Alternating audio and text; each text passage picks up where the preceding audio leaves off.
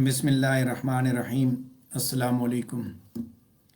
Geoffrey Chaucer की prologue to the Canterbury tales की discussion को आगे लेके बढ़ते हुए हम उसके शिवैलरिक और वुमेन कैरेक्टर्स के बारे में बात करेंगे। Prologue to the Canterbury tales Geoffrey Chaucer का एक शाहकार है जिसके अंदर उसने अपने ज़माने के मुख्तलिफ़ किरदारों को पेश किया। ख़ास तौर पे उसने शिवैलरी, क्लर्जी और वुमेन कैरेक्टर्स के ऊपर रोशनी डाली। पिछले लेसन के अंदर हमने क्लर्जी के बारे में बात की थी। अभी हम एक जनरल ओवरव्यू लेंगे कि शिवैलरिक और वुमेन कैरेक्टर्स के बारे में जेफरी चौसर किस तरह चीज़ों को बयान करता है। तो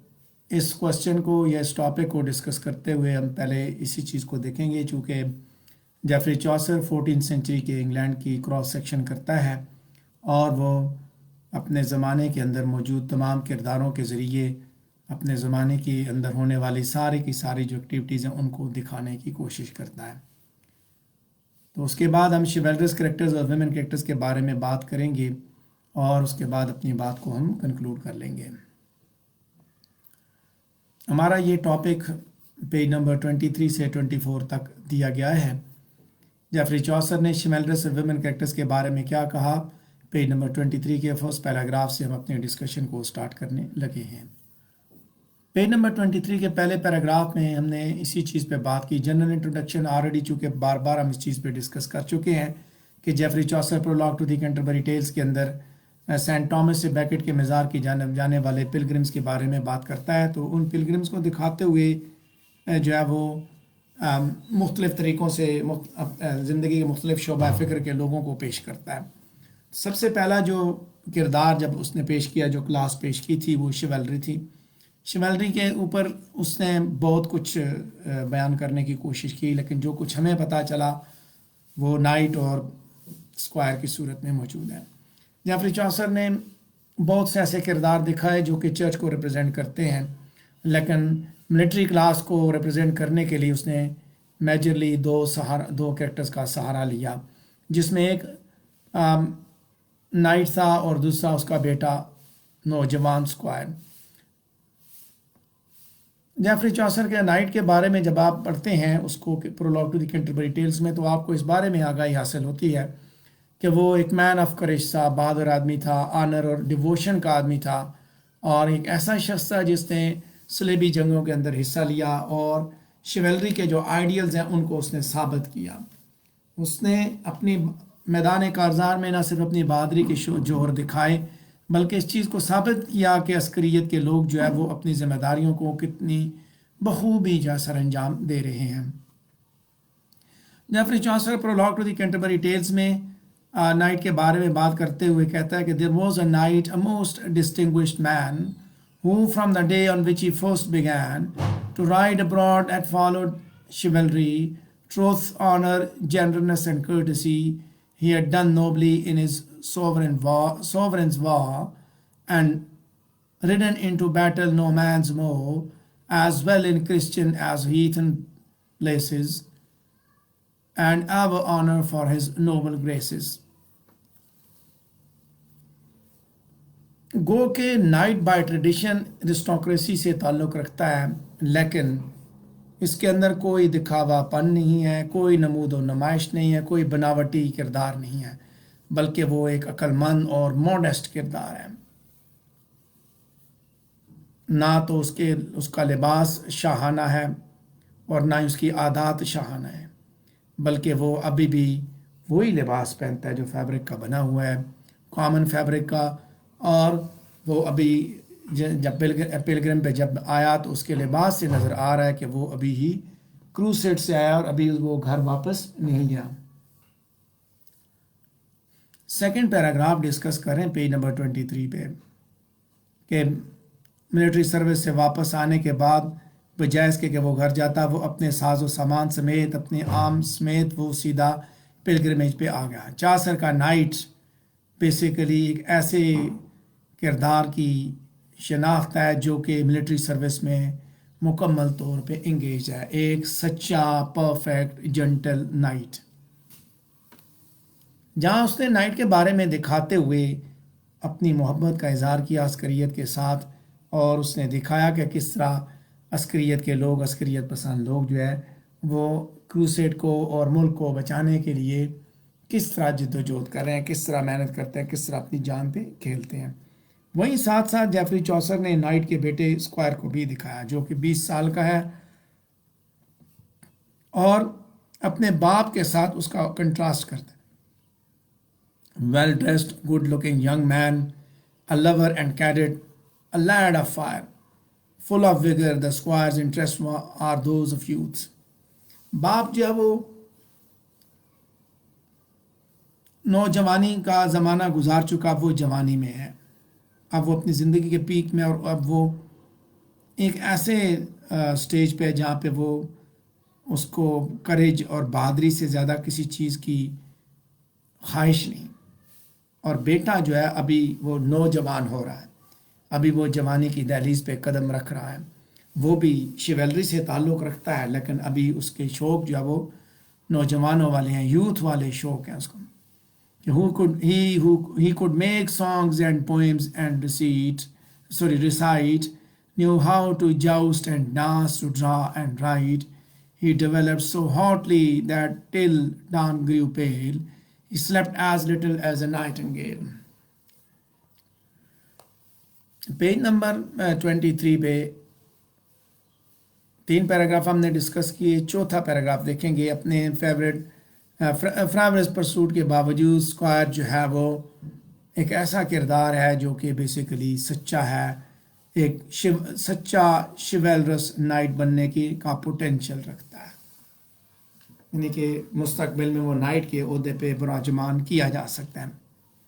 ایک اسٹرانگ ایجائل کردار ہے جو کہ بڑی اچھی گھڑ سواری بھی کرتا ہے، اور اس کے ساتھ ساتھ اس نے جب اس کو میدان جنگ میں اس کی بہادری کو ٹیسٹ کیا گیا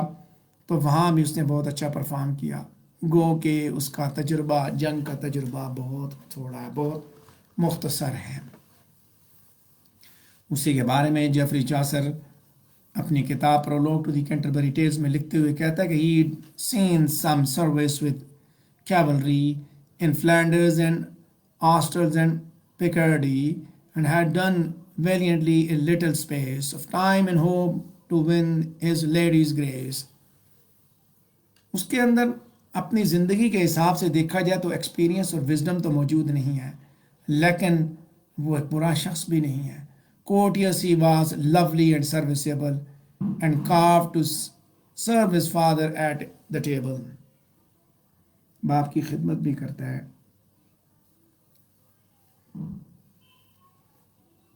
شیولری کے بارے میں بات کرتے ہوئے اس کا آخری پیراگراف دیکھیں گے پیج نمبر 23 پہ، ویمن کی ہیڈنگ کے اوپر، کہ گو کے نائٹ کو اس نے دکھایا تو اس نے ایک چہرہ دکھایا جیفری چاسر نے جو کہ پاسنگ شیولری ہے، اور اسکوائر کی صورت میں اس نے ایمرجنگ شیولری دکھائی جو ابھی تجربات سے بالکل آ رہی ہے۔ لیکن نائٹ اور اسکوائر کے ذریعے اس نے ملٹری کے 2 ویوز دکھائیں، اس کے کلاس کے tried and true devoted soldier knight and the youthful but promising next generation. اس نے یہ بھی دکھایا ساتھ ساتھ کہ آنے والی نسل جو ہے شیولری کی، وہ بھی اپنی ذمہ داریوں کی جانب، ابھی تک وہ اپنی ذمہ داریوں کی جانب بالکل سنجیدہ ہے، اس کو اس سے سروکار ہے اپنی ذمہ داریوں سے۔ پیج نمبر 24 پہ سیکنڈ لاسٹ پیراگراف کی جانب بڑھیں گے، پیج نمبر 23 پہ سیکنڈ لاسٹ پیراگراف کی جانب بڑھیں گے، جہاں پہ جیفری چاسر نے جو ویمن کے اوپر اپنا پوائنٹ آف ویو دیا اس کو ڈسکس کیا گیا ہے۔ Prologue to the Canterbury Tales کے اندر جیفری چاسر نے 2 مین ویمن کریکٹرز کے بارے میں بات کی۔ پہلی ویمن جو کہ اس کتاب کے اندر انٹروڈیوس ہوتی ہے اس کا نام ہے پرائرس، اور اس کو میڈم ایگلنٹائن کا نام بھی دیا گیا، اور وہ اس کو ڈسکرائب کرتے ہوئے جیفری چاسر نے بتایا کہ کس طرح وہ رائل کوڈ کے مینرز کو امیٹیٹ کرتی ہے، اور یہ چیز بڑی سگنیفیکنٹ ہے کیونکہ اس کی ایک سوشل پوزیشن ہے سوسائٹی میں، ارسٹوکریسی کے اندر وہ پوزیشن نہیں ہے بلکہ وہ کلرجی کے اندر ہے، لہٰذا وہ کوشش کرتی ہے کہ وہ اپنے جو سوشل باؤنڈریز ہیں ان سے ٹرانسینڈ کرے، اور اس کے لیے وہ انہیں جو ارسٹوکریٹک کلاس کا جو بیہیویئر ہے اس کو ممک کرنے کی، اس کو کاپی کرنے کی کوشش کرتی ہے۔ نیریٹر یہ بات بھی بتاتا ہے کہ پرائرس جو ہے وہ فرینچ جب بولتی ہے تو کس طرح بولتی ہے، ماڈسٹلی کھانا اور اس کے علاوہ جو اس کا بیہیویئر ہے وہ سارا اس نے دکھایا کہ وہ کیا کرتی ہے، اصل کام اس کا کیا تھا، مذہب کی ذمہ داریاں پوری کرنا۔ پیج نمبر 23 پہ آخری پیراگراف دیکھیں گے کہ دوسرے الفاظ میں ارسٹوکریسی کے سارے مینرزم پرائرس کے اندر موجود، اور وہ ہمیشہ اس چیز پہ پین لیتی ہے،